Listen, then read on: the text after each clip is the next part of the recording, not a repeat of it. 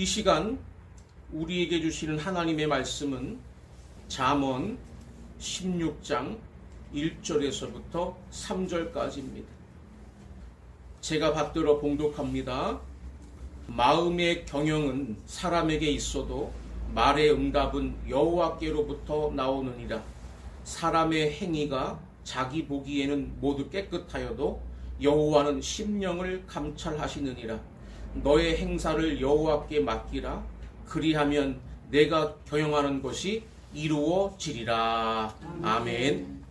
오늘은 인생 경영에 성공하자라는 제목을 가지고 하나님의 말씀을 선포하겠습니다. 따라하겠습니다. 인생 경영에 성공하자. 인생 경영에 성공하자. 오늘 본문 1절과 3절에 보면 경영이라는 단어가 두 번 나오게 되는데 성경에서는 많이 쓰이지를 않습니다. 몇 번 정도 이렇게 쓰이고 있습니다. 근데 이 세상에서는 경영이라는 말을 많이 씁니다. 대학에도 경영학과가 있고 또 회사를 경영한다는 말을 우리가 많이 합니다. 이 경자는 한자로 날경자를 쓰고 영은 경영할 영자를 쓰는데 이 날이라는 것은 날줄, 시줄 할 때 그 날을 의미합니다. 그러니까 경영이라고 하는 것은 자기가 하고 있는 이런 회사나 사업을 관리하고 끌고 가며 운영하는 이것을 말하는 것입니다. 어떻게 하면 효율적으로 잘 끌고 갈 것이냐, 이게 경영입니다. 근데 이건 소극적인 의미에서 경영입니다.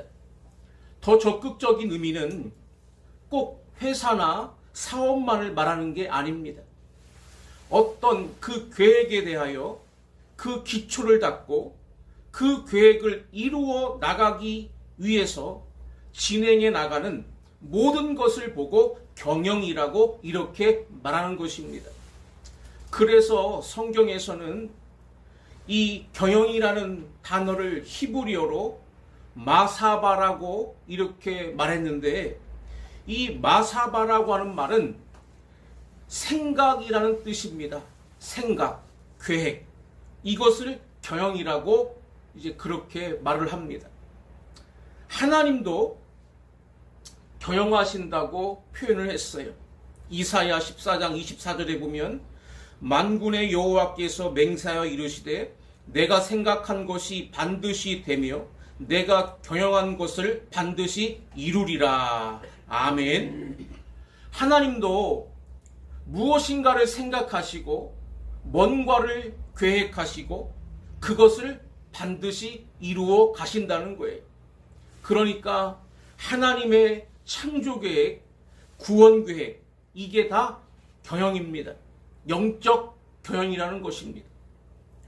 그렇다면 우리 인생도 반드시 경영이 필요합니다. 뭔가 생각을 하고 뭔가 계획을 하고 거기에 효율적인 방향으로 계속 진전을 이루어 가야 인생 경영을 제대로 한 것입니다. 하나님도 그렇게 하시는데 더구나 우리들이 아무 생각 없이 아무 계획 없이 그냥 되는 대로 살자, 그건 시작부터 그 인생은 실패할 수밖에 없다는 것입니다. 그래서 성경은 인생 경영에 성공하도록 우리에게 그 비결을 오늘 본문의 짧은 3절에 가르쳐주고 있습니다. 근데 결론은 뭐냐? 너 혼자서 인생 경영을 하면 안 된다는 것입니다.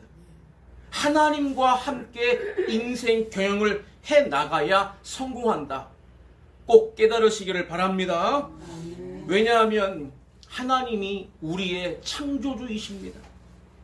우리의 창조주를 제껴버리고 피조물인 우리가 임의로 생각하고 경영한다고 할 때 그거는 잘 될 수가 없다는 것입니다. 그래서 그것을 좀 더 세분화해서 세 가지로 어떻게 하나님과 함께 인생 경영을 해 나가야 될 것인가 하는 걸 오늘 본문을 통해서 깨닫는 시간을 갖겠습니다.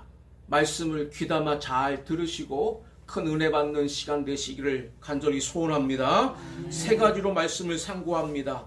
첫째는 1절에 보면 하나님 앞에 겸손하자. 이것이 올바른 인생 경영을 하는 비법이다. 이렇게 말씀했습니다. 따라하겠습니다. 하나님 앞에 겸손하자. 하나님 앞에 겸손하자. 1절을 우리 같이 함께 읽겠습니다. 시작. 마음의 경영은 사람에게 있어도 말의 응답은 여호와께로부터 나오느니라. 아멘. 우리 사람은 마음으로 온갖 걸 다 생각하지 않습니까? 온갖 걸 다 계획합니다. 소위 그것을 이제 꿈꾼다, 비전을 품는다라고 이렇게 말을 합니다. 대단히 중요한 일입니다. 또 비전이 있어야 됩니다. 비전이 있어야 비전의 방향으로 가고, 비전만큼은 못하더라도 어느 정도 성취를 거둘 수가 있습니다. 그런데 이것만 가지고 있으면 소용없습니다. 마음은 우리가 경영합니다. 그러나 응답과 결과는 하나님께로부터 오는 것입니다. 아멘. 우리 생각대로 다 된다 그러면 걱정할 일이 뭐가 있겠습니까? 실패하는 사람이 어디 있겠습니까?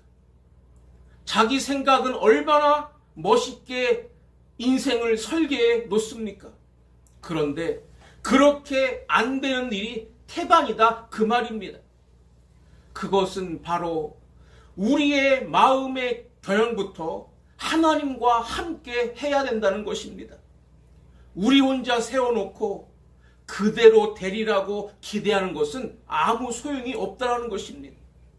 말의 응답과 결과는 하나님이 쥐고 계시기 때문에 우리의 마음의 경영부터 하나님과 함께 시작해서 그 경영을 이루어 주시는 분이 오케이 할 수 있도록 우리가 하나님 앞에 겸손하게 무릎을 꿇어야 될 줄로 믿습니다. 그렇기 때문에 하나님이 허락하시면 가능하다 하는 겸손한 믿음을 가지고 출발해야 되고, 또 하나님 앞에서 어떻게 우리가 하나님의 뜻을 이룰까 하는 겸손한 마음으로 해야지, 내가 주인이고 내 인생은 내 마음대로 할 수 있다는 이 교만한 마음이 우리의 마음에 자리 잡고 있으면 그 사람은 실패를 미리 예상하고 시작하는 것과 같다 그 말입니다. 야고보서 4장 6절에 이렇게 말씀합니다. 그러나 더욱 큰 은혜를 주시나니 그러므로 일렀으되 하나님이 교만한 자를 물리치시고 겸손한 자에게 은혜를 주신다 하였느니라. 아멘. 겸손이라고 하는 것은 다른 것이 아닙니다. 항상 나의 주인은 하나님이시라는 것을 인정하고 그 주인을 의식하고 주인 앞에 하인이 겸손하게 그분의 뜻을 받들려고 하는 자세를 갖는 것이, 그게 인생 경영의 올바른 자세인 줄로 믿으시기를 바랍니다. 이런 우화가 있어요. 어느 닭장에서 두 마리의 수탉이 싸움이 붙었습니다. 왜냐하면 그 닭장 안에 많은 암탉들이 있는데 유독 이 두 수탉이 아주 강해가지고 많은 암탉들을 자기가 혼자 차지하려고 하는 겁니다. 근데 두 마리이기 때문에 서로 이제 앙숙이 돼서 어느 날 대판 싸움이 붙었습니다. 하나는 흰 닭, 하나는 검은 닭. 그야말로 피투성이가 될 정도로 싸우다가 그만 힘에 붙인 흰 닭이 도망가 버리고 말았습니다. 그랬더니 싸움에서 이긴 검은 닭이 그냥 회를 치면서 저 담장 위로 올라가서는 큰 소리를 치는 겁니다. 여기 있는 모든 암탉은 다 내 거다. 그리고 나에게 도전하는 자는 저 흰 닭처럼 내가 박살을 내줄 테다 하고 큰 소리를 치고 막 회를 치니까 그 날개를 퍼덕거리니까 피냄새가 났는지 멀리서 그냥 쏜살같이 달려오는 자가 있었으니 그가 누구였겠습니까? 무서운 매가 그냥 쏜살같이 달려와서 담장 위에서 회를 치고 있는 이 검은 닭을 탁 채가고 말았다 그 말입니다. 그 다음은 누구의 세상이 됐겠습니까? 흰 닭이 그 암탉들을 다 차지했다는 것입니다. 여러분, 그 검은 닭은 자기 위에 아무도 없는 줄 알았지만 훨씬 더 강한 자들이 그 위에 얼마든지 있다는 것을 그가 좀 깨달았다면 그런 우를 범하지 않았을 겁니다. 우리 인생은 항상 내 위에 하나님이 계시다는 걸 알고 겸손하게 하나님이 허락하시는 안에서 내가 이렇게 살리라 하는 마음 자세를 가질 때 하나님도 그런 사람을 사랑하시고 축복하시며 인도하신다는 것을 꼭 깨달으시기를 바랍니다. 이 세상에는 참 똑똑한 사람들이 많은데 겸손하지를 못해서 성공을 못 거두는 인생들이 너무나 많습니다. 그 똑똑함으로만 본다면 다 성공해야 될 텐데 대체로 보면 똑똑한 사람들이 빨리 꺾어지고 오히려 겸손하고 좀 무능해 보였던 사람들이 서서히 두각이 드러나서 끝내 성공하는 인물들이 많습니다. 중요한 것은 우리 위에 계신 하나님의 허락이 있어야 된다는 것을 알아야 된다 그 말입니다. 여기 본문 뒤로 넘어가서 9절에도 그랬어요. 사람이 마음으로 자기의 길을 계획할지라도 그의 걸음을 인도하시는 이는 여호와시니라. 사람이 자기 길을 자기의 계획은 얼마든지 할 수가 있습니다. 그러나 그 걸음을 하나님이 인도해 주시지 않으면 안 된다 그 말입니다. 그래서 베드로전서 5장 5절에 보면 사도 베드로가 젊은이들에게 이렇게 교훈을 합니다. 젊은 자들아 이와 같이 장로들에게 순종하고 다 서로 겸손으로 허리를 동이라.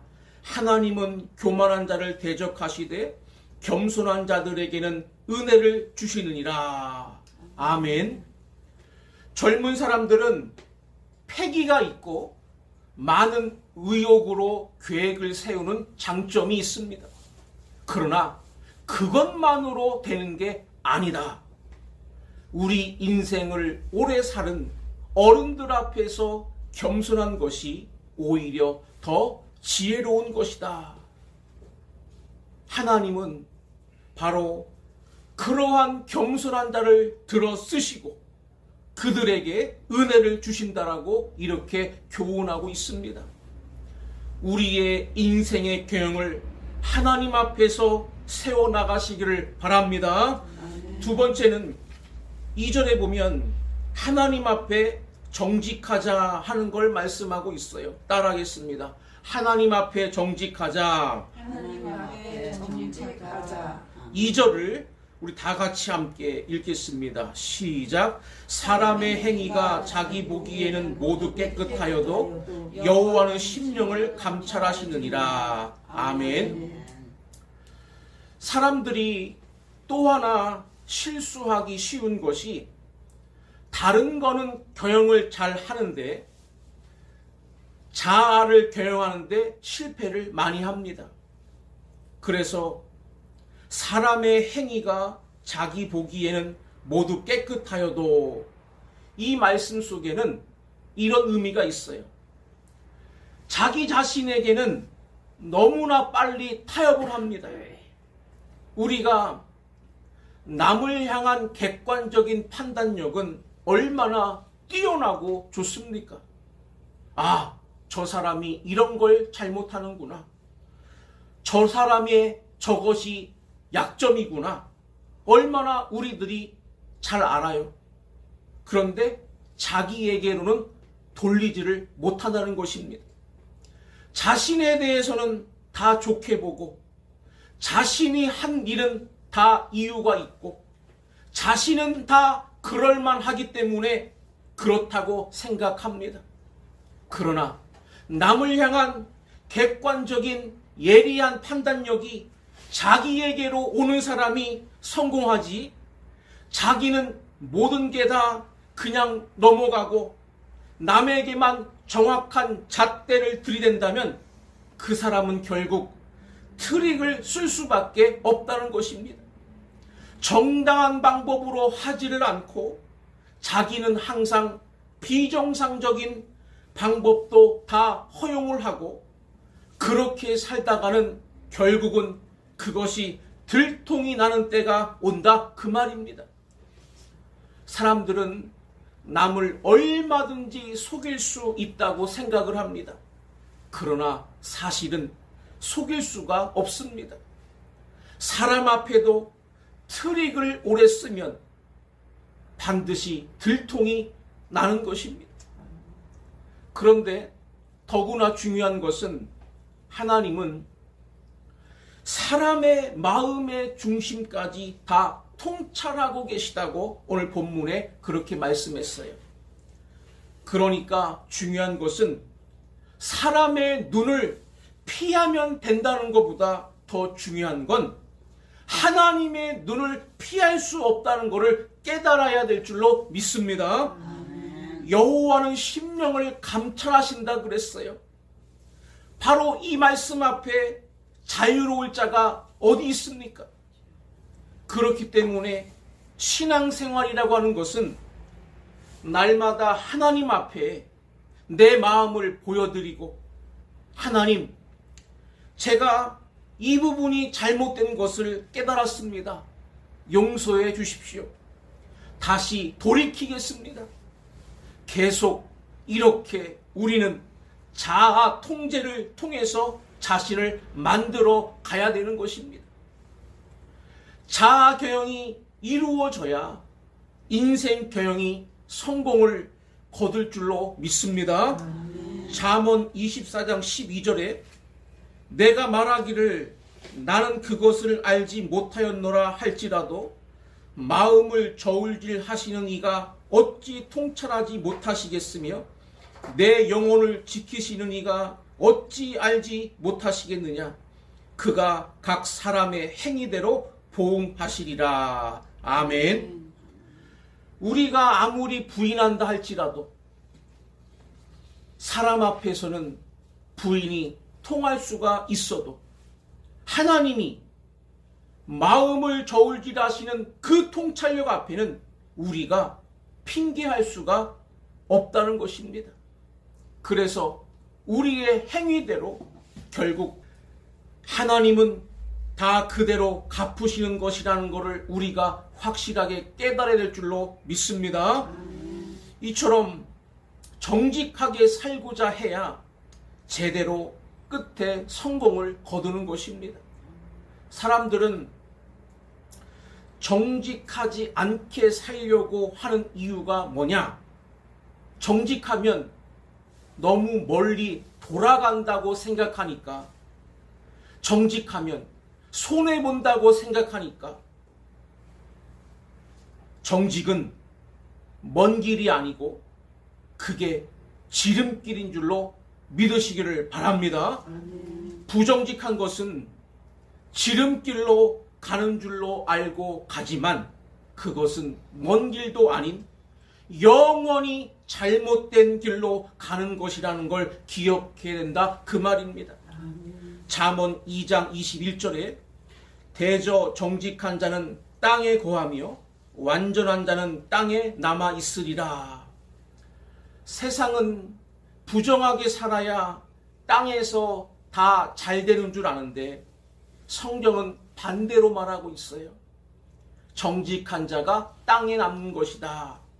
이 말씀 꼭 명심하시고 우리 자아교영에 성공하시는 저와 여러분들 되어주시기를 간절히 소원합니다. 마지막 세 번째는 3절에 보면 하나님께 맡기자 이렇게 말씀하고 있어요. 따라하겠습니다. 하나님께 맡기자. 하나님께 맡기자. 경영을 하나님께 맡기래요. 무슨 뜻일까요? 3절을 우리 같이 함께 읽겠습니다. 시작. 너의 행사를 여호와께 맡기라. 그리하면 내가 경영하는 것이 이루어지리라. 아멘. 하나님께 맡기라는 말은 우리가 오해할 수가 있습니다. 하나님께 그냥 다 맡기고 나는 가만히 있으면 하나님이 다 해줄 거다? 그게 신앙이 아닙니다. 그런 뜻이 아니에요. 하나님께 맡기라는 말은 하나님의 뜻이 무엇입니까를 찾으라는 거예요. 그리고 하나님, 저를 도와주십시오. 하나님께서 저에게 힘을 주시면 제가 최선을 다하겠습니다. 이런 자세가 하나님께 맡기는 것입니다. 그렇기 때문에 우리가 하나님의 뜻을 알고 그 다음에 하나님의 도우심을 믿고 최선을 다할 때 하나님은 그 사람을 사용하지 않을 수가 없다는 것입니다. 왜냐?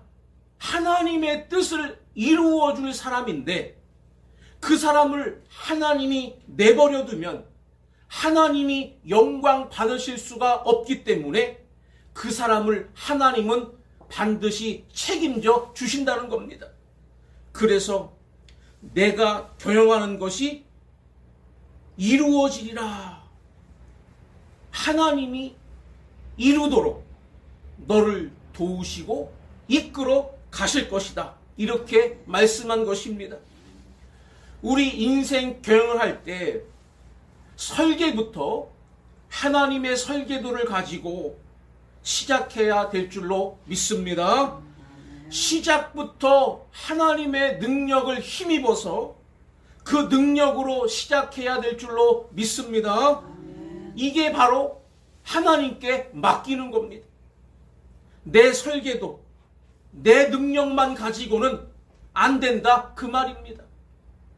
또 한 가지는 우리는 역시 미약한 존재이기 때문에 하나님의 도우심을 받아야 살 수 있지 하나님의 도우심이 없이는 우리의 인생은 너무나 힘듭니다. 그래서 우리가 가는 길도 하나님께서 도와주십시오 하고 우리의 미래를 맡겨야 되고 우리의 현재도 우리는 너무나 많은 염려와 근심의 짐을 짊어지고 있기 때문에 하나님, 제 짐 좀 하나님께서 좀 도와주십시오 하는 이러한 의탁도 필요합니다. 시편 55편 22절에 그랬어요. 내 짐을 여호와께 맡기라. 그가 너를 붙드시고 의인의 요동함을 영원히 허락하지 아니하시리로다. 아멘. 베드로전서 5장 7절에도 너희 염려를 다 주께 맡겨버리라. 이는 그가 너희를 돌보심이라. 아멘. 여러분, 우리의 인생의 방향이 하나님의 뜻과 맞는지 확인하고 하나님의 능력을 힘입어서 지금 인생을 가고 있는지 확인해보고 우리의 짐이 너무나 버거울 때 하나님이 우리를 사랑하시기에 돕고 계시다는 것을 믿고 우리의 짐도 하나님께 맡기고 내 마음의 염려도 하나님께 맡기면서 나의 인생 전체를 우리의 인생 전체를 하나님과 동행하면 하나님이 반드시 성공시키신다고 말씀하신 줄로 믿으시기를 바랍니다. 이제 말씀의 결론을 맺겠습니다. 우리의 인생 경영은 하루아침에 이루어지는 게 아닙니다. 한 생애를 다 마감할 때 돌아보면 우리의 인생 경영이 성공했는지 아니면 실패했는지 끝에 가서 판가름 나게 될 것입니다. 그 일을 위해서는 하나님을 앞세우는 겸손함이 있어야 됩니다. 내가 인생의 주인이 아니고 하나님이 나의 주인이시기 때문에 주인이신 하나님 밑에 나는 항상 그분 아래서 살아야 된다는 겸손함을 가지고, 그리고 우리 자신이 부정한 방법, 트릭을 쓰지 말고 사람 앞에서 뿐만 아니라 우리의 심령까지 감찰하시는 하나님 앞에서 정직하자 하는 마음으로 살면 좀 돌아가는 것 같아도 그것이 지름길을 가는 것이고, 또 우리의 인생의 방향을 항상 하나님과 타진해보고 하나님이 오케이 하는 방향으로 하나님이 도와주시는 그 능력을 그때마다 힘입으면서 우리에게 무거운 짐도 염려도 하나님께 다 맡겨가면서 철저하게 하나님과 동행함으로 진정한 인생 경영의 승리자, 성공자 되어주시기를 주의 이름으로 간절히 축원합니다.